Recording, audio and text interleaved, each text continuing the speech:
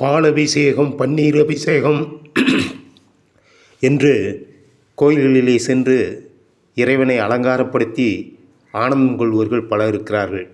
அது ஒரு வகையான வேண்டுதல், அது ஒரு வகையான இறைவனின் மேல் வைத்திருக்கிற அன்பு. மற்றொன்று, அதற்கு வசதி இல்லை, அது ஒரு புறம்.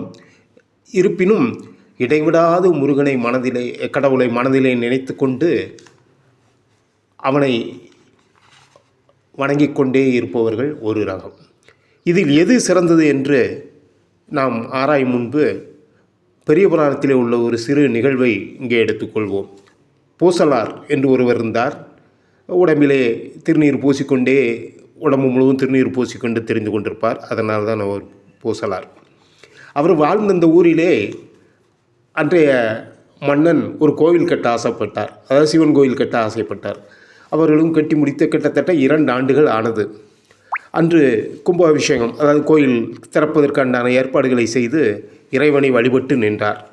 இறைவன் அவருடைய கனவிலே தோன்றி, பக்தா, நீ எழுப்பிய அந்த கோயிலை விட இன்னொரு மிகப்பெரிய கோயிலை எழுப்பியிருக்கின்றார். நான் முதலில் அங்குதான் செல்ல வேண்டும் என்றார். எங்கு என்று அரசன் கேட்க, அதே ஊரில்தான் நீ கோயில் கட்டியிருக்கின்றே, அதே ஊரில்தான் அவனும் கட்டியிருக்கின்றான் என்ற அரசனுக்கு ஒரே ஆச்சரியம். என்னடா, நமக்கு மீறி அப்படி ஒன்று அங்கே நடந்ததாகவே தெரியலே என்று அங்கே விசாரித்து பார்க்கும் பொழுது எந்த கோயிலும் இல்லை. ஆனால் சிவனை நினைத்து கொண்டிருக்கின்ற ஒரு மனிதரே எல்லாரும் சொன்னார்கள். இவரிடம் கேளுங்கள் என்றார். திருநீர் பூசி கொண்டு பைத்தியக்காரன் போல் நின்று கொண்டிருந்த அந்த பூசலாரை பார்த்த அரசன், நீங்கள் எங்கேயாவது கோயில் எதுவும் கட்டியிருக்கிறார்களா என்று கேட்க, அவர் இல்லை என்று சொல்ல, திரும்ப விசாரிக்கும் பொழுது, ஐயா, நீங்கள் கோயில் கட்டினீர்கள், எனக்கு அந்த அளவுக்கு ஒரு சிறு தூணை கூட எழுப்புவதற்கு பணம் இல்லை. ஆகவே நான் என் மனதிலே கோயிலை கட்டினேன். நீங்கள் எப்படி அடித்தளம் போட்டீர்களோ, நான் என் மனதிலே அந்த கோயிலுக்கு அடித்தளம் போட்டேன். நீங்கள் எப்படி பூஜை செய்தீர்களோ, அதை விட பல மடங்கு நான் என் மனதிலே கற்பனை தானே, காசா பணமா, அந்தளவுக்கு அதிகமாக அந்த இறைவனை நிறுத்து கற்பனை செய்து அந்த கோயிலை எழுப்பினேன். இன்று அந்த இறைவனை வேண்டி நாளை கும்பாபிஷேகம் நடத்த வேண்டும், வர வேண்டும் என்று வேண்டிக் கொண்டேன். அவரும் வருவதாக சொல்லியிருக்கிறார் என்றார். அரசனுக்கு ஒரே ஆச்சரியம். மனதிலே நினைத்தான், ஆகா, எதடா உண்மையான பக்தி!